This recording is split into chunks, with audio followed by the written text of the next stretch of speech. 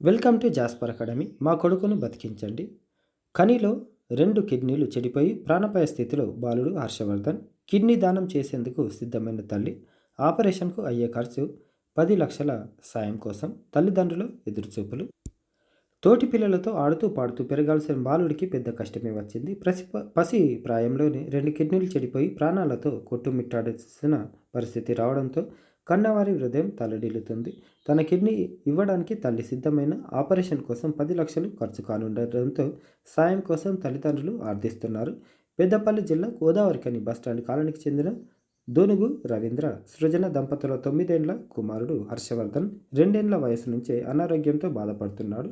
హైదరాబాద్లోని దవాఖానాలో చూపించగా వైద్యులు పరీక్షించి 2 కిడ్నీలు ఎదగడం లేదని గుర్తించారు. కొన్నేళ్ల పాటు మందులు వాడాలని సూచించారు.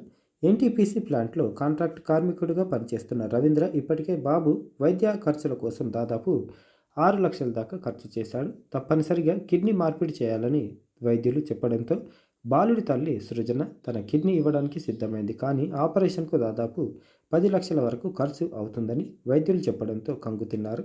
అంత డబ్బు ఎక్కడి నుంచి తెచ్చేదంటూ కన్నీరు మున్నీరు అవుతున్నారు.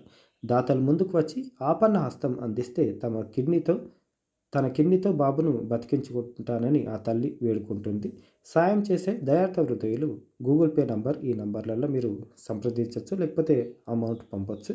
బ్యాంక్ అకౌంట్ నంబర్ కూడా ఇచ్చారు. ఇది ఎస్బీఐ ఐఎఫ్ఎస్సి నంబర్ కూడా ఇచ్చారు. గోదావరి కనికి ఇది అడ్రస్. ప్రాధాయపడుతున్నారు.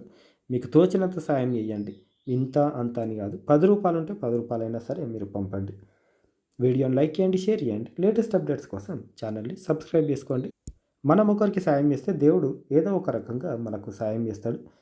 మానవతా హృదయంతో స్పందించగలరని మనవి. Thank you. ధన్యవాదాలు.